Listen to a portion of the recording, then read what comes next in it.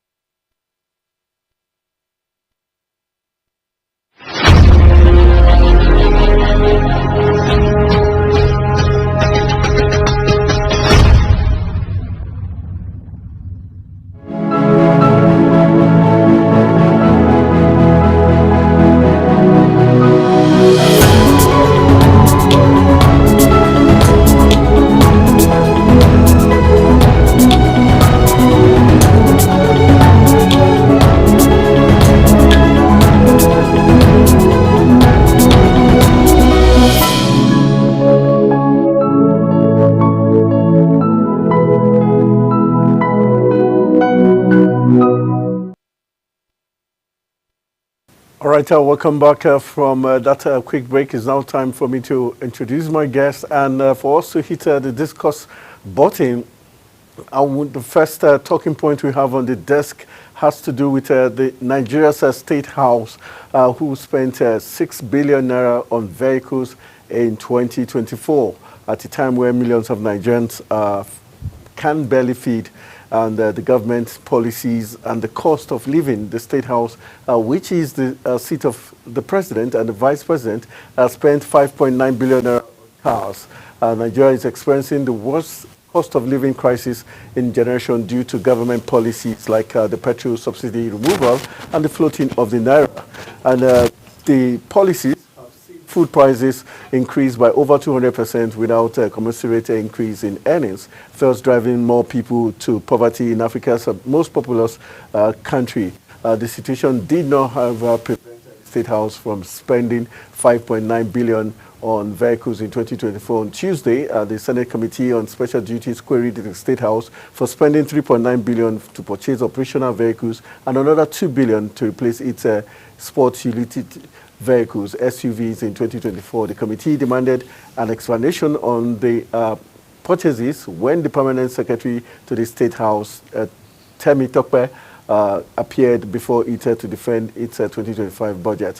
One man who has the task to help us look at this issue and other issues we'll be looking at today is not a person but Honorable Tony Uche Ezekwelu, who is the former Chief Whip of the Anambra House of Assembly, joining us in the live studios to help us look at these very deep and silent issues. Good evening, and thank you for joining us on the desk. Thank you, Tony, and it's good to be here. Yeah, happy New Year. Yeah, same to you.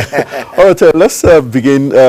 I'm sure you must have a good idea. State House spending 5.9 billion for vehicles, operational vehicles, and we just got past 2024, and this 2025, another budget is being placed. And is the Senate Committee right to query the purchase and the expenditure of 6 billion for vehicles? Thank you so much. That is their oversight function. And what they're doing is what they should do. It's the right to do, the right thing to do, and they're doing the right thing.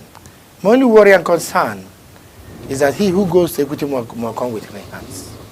You know, last 2 years, everybody was quarreling about their own SUVs and 160 million. So, which moral rights justification would they even be using in the to query those people in the State House?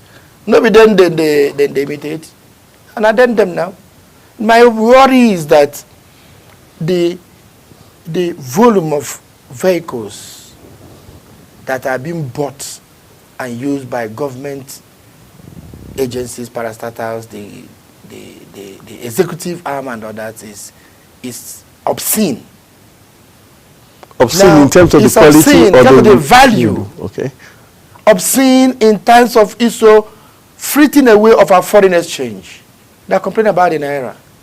We have local car manufacturing companies here. We have local assembling plants in Nigeria. Why must Mr. President approve the purchase of foreign cars for government officials, both by himself, Mr. President, by National Assembly, by State House and everywhere? And I must, by our governors. And I must even ask this and that's the question. Does it mean that every year they must buy a car? What are they doing with those vehicles? Those ones they bought last year, where are they? In civil service or post service protocol, a car lifespan lasts for 4 years. True. So why they buy new ones again? During the time P2B was governor of Anambra State, he bought cars only once for the governor's fleet. The other ones were the ones he bought for others that didn't have, like traditional rulers, the vigilante services, the civil servant directors and PAMSECs, judiciary and other people. My problem is, why should the National Assembly, that's supposed to be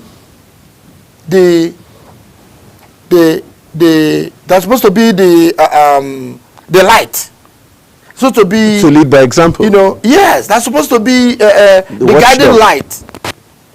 Now, by themselves, start abusing the Nigerian state.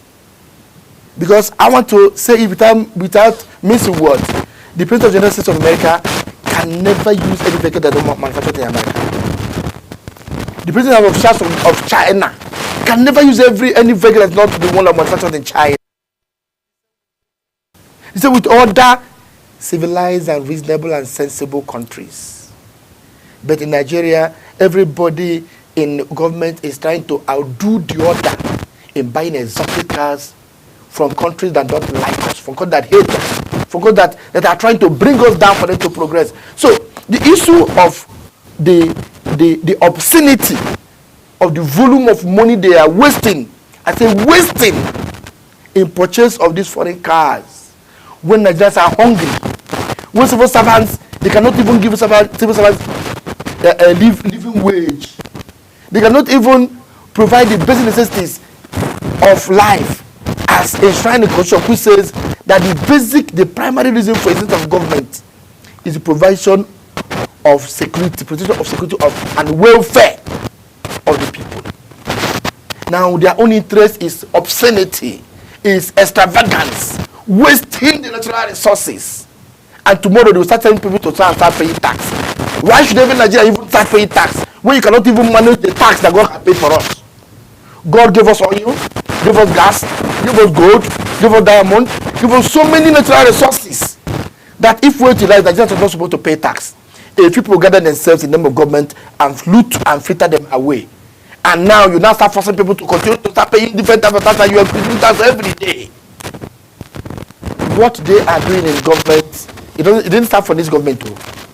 But I was expecting that when things have gone bad before the government came, by the time the government came, you should have been very frugal. You should try to correct the mistakes of the past governments, so that Nigerians and Nigeria can, bring itself on the path of recovery, prosperity, and progress. But what they are doing currently is further destabilizing and destroying the economy of this country. So do you agree with Senator Ningi, the member of PDP, and also Aminu Damu of Adamawa Central, who says this purchase is a deceit, and the State House is committing deceit with these purchases? Well, what they are saying is right, but the same deceit that they committed the last 2 years. The same deceit. So all of them, as I said when I was starting, that he who must come to equity must come with clean hands. If the National Assembly have done the right thing in the time they wanted to purchase this vehicle, if they had ordered innocent vehicles or Pujo or any other vehicle that's been assembled here in Nigeria, if they had told the executive, no, we must purchase locally made vehicles so that we save our foreign exchange. My brother, go and Google it. Go and check the statistics of the amount of foreign exchange, the amount of dollars and all that is fleeted away, that is wasted on purchase of vehicles, official vehicles for government and public servants. And you will see that it is obscene. It is unfair to Nigerians. So what Ningi and Co are saying is right, but they are also culpable. They should purge themselves first of that guilt so that they can rightly point their clean finger on the State House. But my brother, what the State House is doing is really obscene. Very sad commentary. Let's move on to the next talking point. Concerns Simon Ekpa's arrest. As on Tuesday, the Nigeria's Chief of Defense Staff, Christopher Musa, said the arrest of Simon Ekpa by the Finnish government has helped reduce the tension in the southeast region. Musa made this claim while appearing before the House of Representative Committee on Defense to defend the budget of his armed forces in November 2024. Ekpa, controversial Biafran agitator and leader of the indigenous people of Biafra, was arrested in Finland. Let's look at this issue of Simon Ekpa. Is the Nigerian is a chief of defense staff? Is he right? And is this? If this is the case, why are they still holding Nnamdi Kanu, even the court have said let there be settlement outside the court? Because just last week there was the issue of trying to restart his trial, which Nnamdi Kanu and his lawyer counsel refused, saying there was no need to restart the trial since Justice Binta Nyako has already said there should be settlement outside the court. And we saw Mr. President visit the Southeast. What is really playing out? Yeah, thank you so very much. And I doubt very seriously if the Chief of Defense Staff is saying the fact or the truth. Maybe he is saying what he was told in Abuja here, what they reported to him. I was in the Southeast, I was in the East during the Christmas period till now. And I'll tell you without mentioning what, that these security incidents have increased dramatically. Increased dramatically since the arrest and detention of Simon Ekpa. So but let me make a correction. Simon Ekpa is not the leader of IPOB. He is the prime minister or leader of Biafran government in exile, Brig, and not the leader of IPOB. So leader of IPOB is Nnamdi Kanu. So he is the prime minister of the Biafran government in exile. In exile, okay. Yes. So now, what Christopher Musa, Mr. CDS said, he should actually, if I'm to say, I would say he should query or punish his officers that giving that wrong information, wrong briefing, because what he said is wrong, is not right. The arrest and detention of Simon Ekpa have rather increased detention, increased insecurity in the southeast. And I'll tell you, when I speak this, I speak with venom, with pains in my heart. I buried my good brother and campaign manager and the mother the same day on the 4th of January. Wow. Killed by kidnappers. 7 people that are... That's 11 days ago. Yes. On the 30th, 7 to 8 people were massacred in Ihala that are preparing for the burial of their parent with the Anambra State vigilante officers. That's on that night with our mother close to Oka. The one in Nibo, the one in Oka. So who's committing this crime? And I want to let you know that the rate of insecurity, kidnapping, robbery, and murdering of our people by these state and non-state actors have become unbearable, have increased dramatically and drastically. That we have started thinking that if the federal government, if the government actually has a hand in that particular thing, because if not, I will tell you, according to General Sani Abacha, as quoted, if any insurgency lasts beyond 72, 48 hours, the hand of government is there. And I'll tell you that if any insurgency, if any banditry lasts more than 48 hours, the state actors are involved. And for every successful kidnapping, I'm very well trained in security affairs. If any kidnapping or major robbery operation succeeds, the hands of state actors are there. Because how would they go? How would they come? How would they hide? How would they run? You know the kidnapping thing? Why I tell you that the government director and indirector must be involved in what is happening in Southeast is because how will people kidnap somebody and be calling on one phone line for 1 week, 2 weeks, and nobody track them and arrest them? Anambra's own case have become worse, even though I think it's now worse than Imo State case. That at times we started questioning if we still have a governor in Anambra State, if we have a governor in Anambra State. But when you blame him, you also limit because he's not in control of the army, police, DSS, and others, but controlled by federal government. So, but he as a governor of the state, there are certain things he would do. When Obiano was there as a governor, there are things he did. And Anambra State became the safest state within his 100 days in office. And until the last regional elections, when politicians started escalating the insecurity, Anambra was safe and peaceful. I served in that government. And I was part of some of the security committee in the state. Anambra State had one of the most sophisticated trackers. And if there's a kidnap within 24 hours, less than 48 hours, they will track them down, the person will be recorded. And if any ransom is paid, they will track them and get them. But this time around, the governor is saying that he's helpless. The police are saying that they're helpless. They made everybody helpless. You see what the Reverend Father Ibomonso, do you know the viral video of that when he said, when my own cousin, Reverend Father Nonso Okoye, was that person was my cousin. Wow. My younger one. That was the person that was kidnapped. And you hear what he said. How he had to move. When Anambra State security services, police and others say they cannot do anything. They are handicapped. They are not funded. He had to go to Enugu State. It was Enugu State governor that helped him to track them.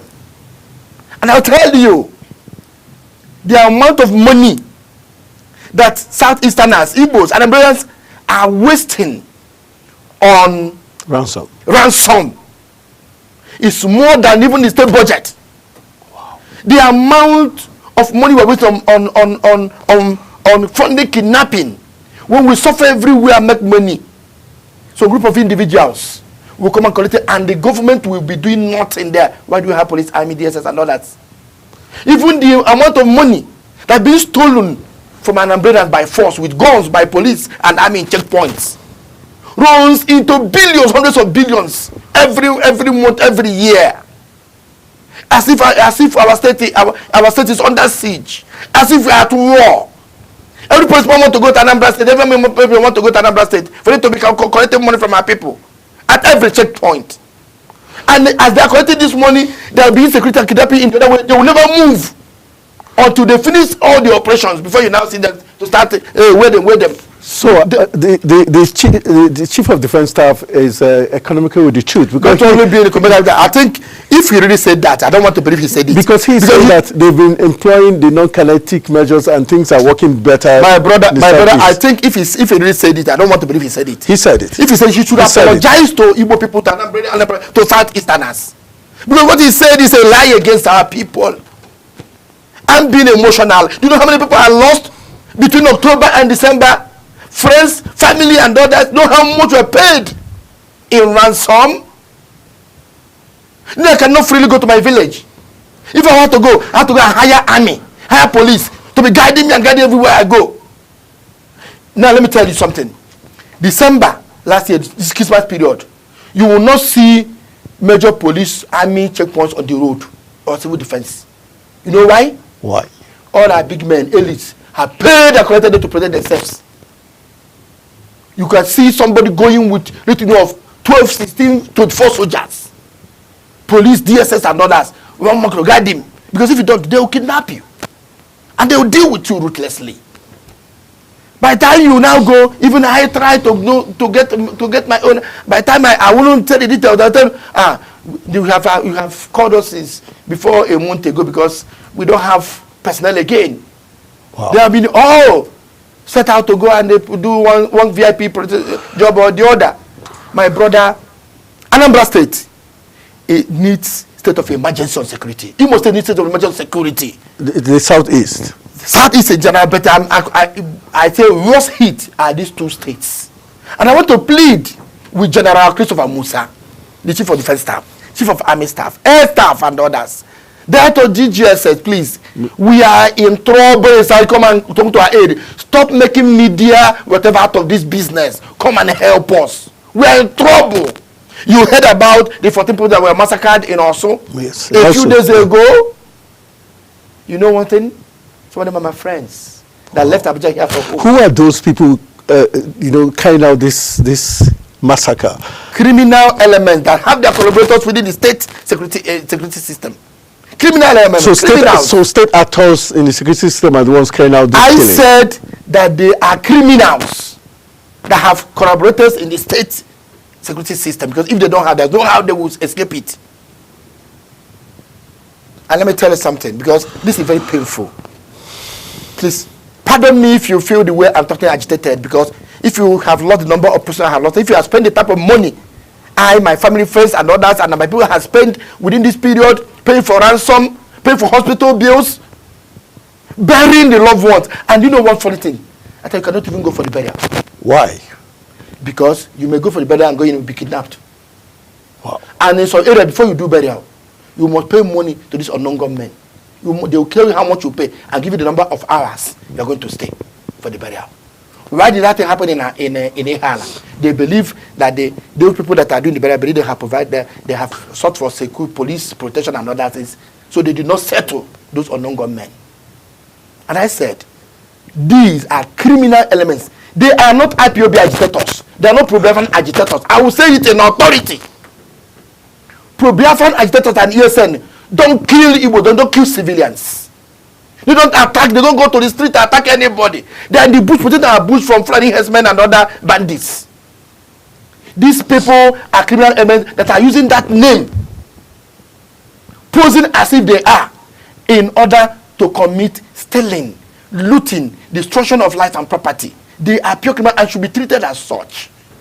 And what I'm telling you, I'm a former national youth of Ohanese.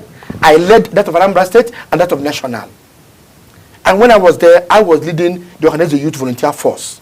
It's an ad hoc security outfit. that is, vigilante type of activity that monitors that is run in those days in all the communities and all the governments in the state.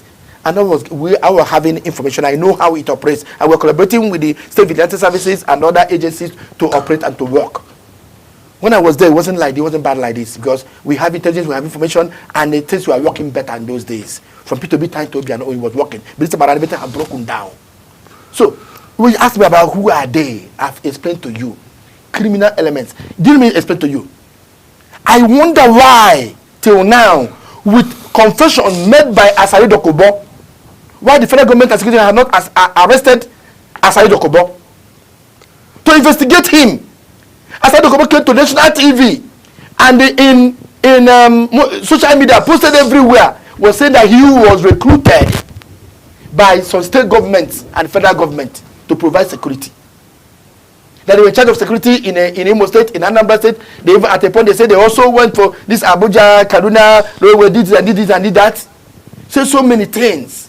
And those times he was talking about were the times they were breaking jailbreaks in Owerri, where prisoners were released. Jailbreaks in Ikurobia, in so many places in Anambra State, in police cells, in prisons, and correctional centers and other places. And the hardened criminals were released from those areas. There are those hardened criminals that were released from these prisons that they are now using for this operation now. And let me tell you something. If you could remember, some years back, Hope Uzodinma, governor of Imo State, when about 100 and something of those people that were suspected to be part of those people were arrested, he came and started crying because immediately this thing happened. The commissioner of police in Anambra said, and the IGO police then shouted it was IPOB terrorists that did it. But by the time some of these were apprehended, and were arrested and profiled, the governor of Imo State came to the national TV and started shouting that 70% of those arrested were non-Igbos. So how can a non-Igbo be coming to do Igbo Biafran agitation? And Asari Dokubo had come out to say that he and his people are culpable. Until now, nobody have arrested him. Asari Dokubo carries AK-47 and gun with his people, marching in public, videoing himself and putting it viral. And he's still working very free. But when Nnamdi Kanu, they're doing non-violent protest, demanding for plebiscite, for referendum, and demanding for self-determination, he's now being arrested, tortured, and they are now going and saying Samarem and others. I'm not holding brief for anybody, but if those that are killing people, government are sitting and negotiating with them, negotiating with Boko Haram, paying them, recruiting them into the army and police, recruiting bandits and paying them, and innocent, I would say, non-violent agitators, you arrest them, detain them, kill them in thousands. Because from the report that was done by Huri War and other agencies, and so many other international agencies, they have recorded that over 46,000 Igbo youths have been killed, murdered, massacred in the site by state agents, security agencies, and by these non-state actors. The total that have been done between 2015 and date, joined together, have been close to 100 and something thousand murdered in cold blood in the southeast. In cold blood and not extrajudicially, by the state actors, by the military, by the police, by DSS, by other security agencies, murdered youth without trial. The number of security posts and the checkpoints in the southeastern Nigeria, even when there are no insurgency, check it, is more than the number that you find in the entire north, where the insurgency, banditry, and the Boko Haram or whatever are operating. What is happening? So I go to the north. I went to the north last year. You move for hundreds of miles, no checkpoint. So do you think there's a deliberate attempt by the state government to winch on the people of the southeast? You state government? I mean federal government? The federal government. I don't think you are far from the truth. If not, why won't something straight and drastic be done about it? Now, if we have this number of checkpoints on our roads by the military, police, DSS, and others, it's only in the southeast you see so many different special squads of the police. That when they're wearing red beret, blue beret, green beret, different types of uniform, and those that are masking, too many types of them full everywhere. And still, there's still this rate of insecurity, insurgency, this rate of kidnapping and armed robbery and other things are increasing every day. What are they on the road doing? If the witch cries in the night and the child dies in the morning, what does it tell you? That if care is not taken, those are put on the road to protect those criminals and not to fight against them. I am pained when I remember that my brother Obinna Odweze is no more. I am pained when I remember, if I start calling them, when I remember that my own brother and friend and colleague in the House Assembly, Okoye, former member of House Assembly, that was killed after collecting 51 million for the family. They beheaded him, hung his head at Amici Junction, and his body at Obiaja. Wasn't that, doesn't that look more political? Whether it's political or not, insecurity is insecurity. We can add that question to Governor Soludo and those that are in charge of security in Anambra State. Do you know what? I'm here alive today because God Almighty saved me from their hands. Because I've been a victim. That's how I escaped. My brother-in-law was taken, and he stayed there for about 7 days. After we have paid that ransom, the government will tell us that nobody is paying ransom. And they are being hypocritical, deceitful about it, because we know ransoms are being paid in tens of millions, in hundreds of millions, and billions, and even not trillions are spent in ransom in Nigeria every year, every month and every year. They know it, and everybody is deceiving everybody. Now that instead of buying, the man here, the chief of defense staff said that they need about 50 APCs. Don't be what you talk. Only 60 armored personnel carriers they need. Now people in State House are buying vehicles worth 5.6 billion. Why wouldn't they have used that money to go and buy those APCs and give to the army to do their job?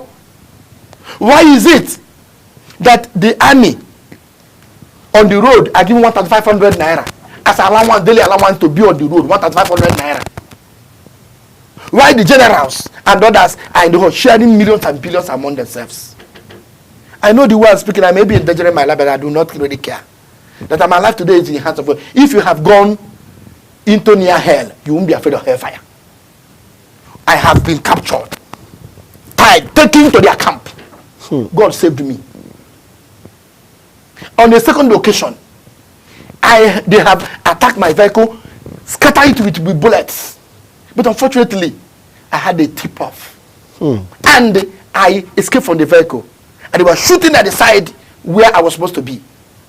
And that was why I came to political exile in Abuja for the past a few years. My dear brother, Southeast is just like Gaza. Just like Ukraine. And even if you check the number of people that are killed in Gaza and number of people that are killed in Ukraine, they may even be less than the number of people that are killed in Southeast every day. The only one you know is the one they are reported. And no main news media don't report them again. CNN and others don't report them. Al Jazeera and others don't report what is happening here. Maybe they have been stopped by government not to give bad publicity to the government. But what is happening in my place? I don't know. I don't know. When I start speaking like this, in fact, my people have told me not to be going on air again because I can't hold myself being passionate about it. My people are dying. They're killing my people every day. And securities are not doing anything. And I think the CDS owes apology to Southeast and to Igbo people for saying that.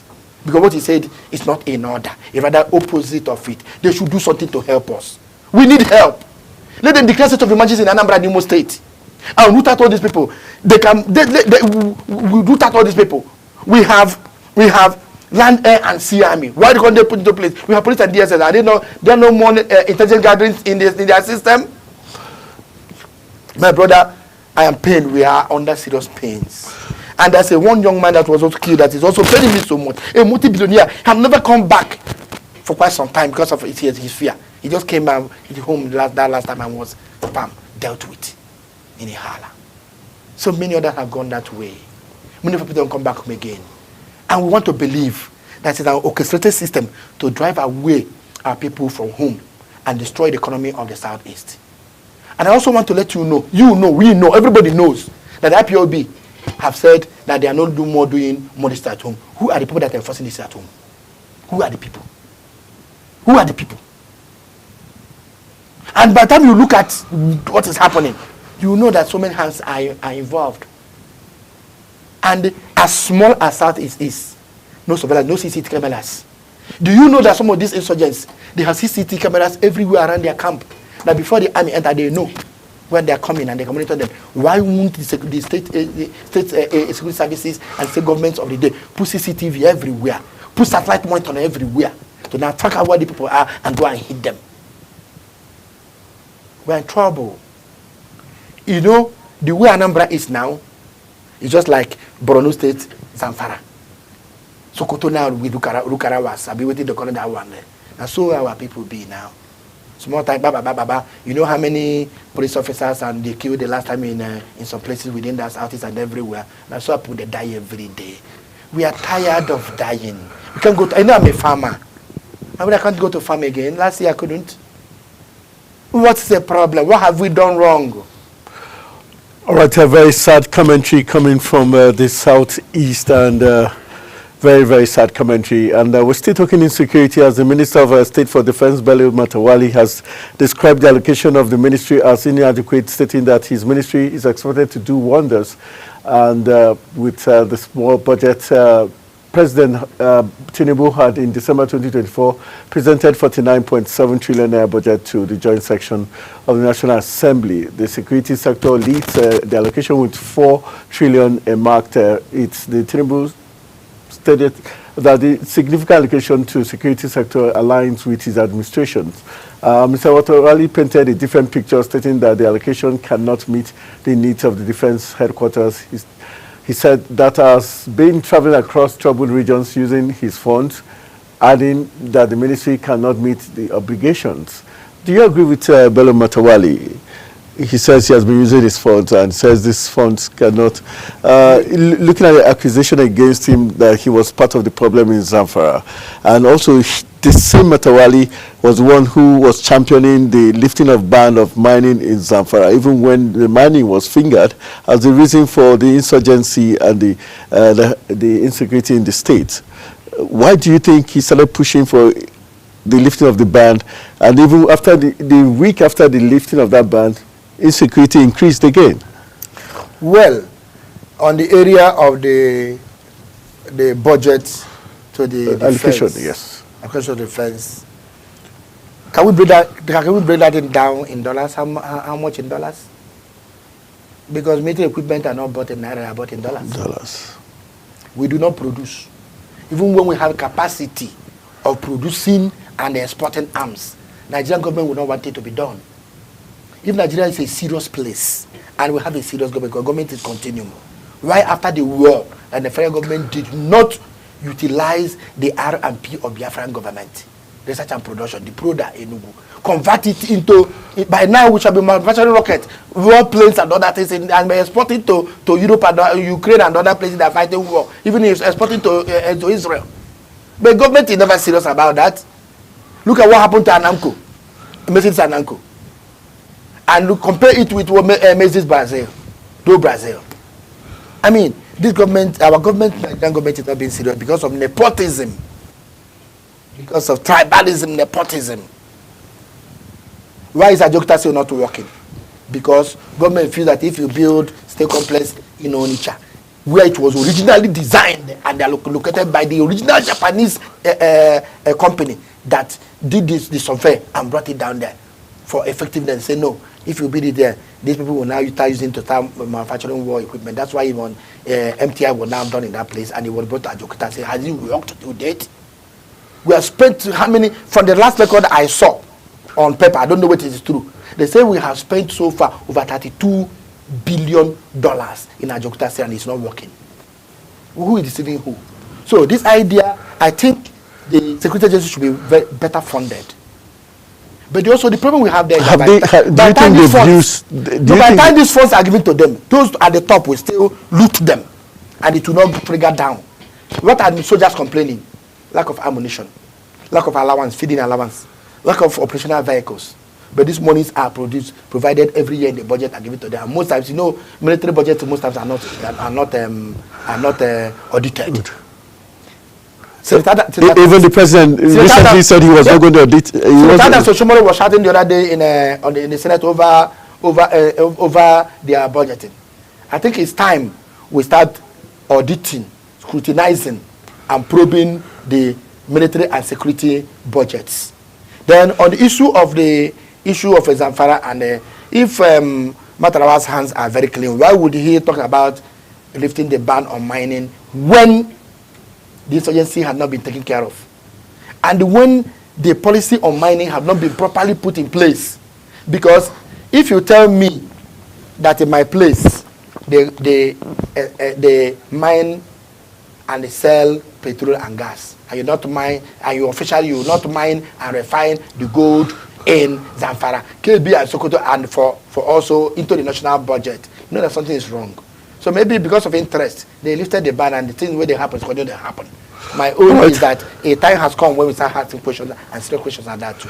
All right, we've just got 3 minutes to call it a wrap. Just a quick one, just in 2 minutes. The CBN is fining 9 banks 150 million for the scarcity of cash in ATMs. Is this not an irony? There's lack of cash, and you're still fining these banks 150 million The each. lack of cash, they are saying, is to punish them for hoarding the money. Also. Yeah.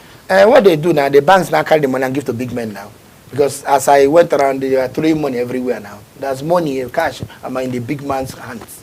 And there's poor people are now are not supposed to now be doing the POS thing, you know. And then there are also these bank workers also own most of these ATMs. They give them the cash, and they make money out of it. They freeze you and me. They collect another tax, illegal tax for the citizens.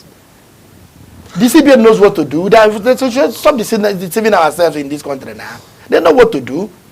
They know how to monitor these things, and ensure strict compliance to their rules and regulations. Finding is good, but they should put more stricter means of getting sure that these monies that are being released get to the people, and people will stop abusing the issue of the process and abusing the naira. And there's something you pointed out about Anambra State and about launching of security in Anambra State. I thought you should have raised it, because I should have loved to answer that. Because I am seriously pained as an Anambra man that my governor, who was elected in 2021 to 2025, after 3 years and in office, he is still thinking about how to secure security. All the people that have been killed, all the economy destroyed, and he shouted about the destruction of the economy. He shouted about Monday at home. But he was the person that escalated the security in Anambra State by his utterances, careless and really responsible utterances.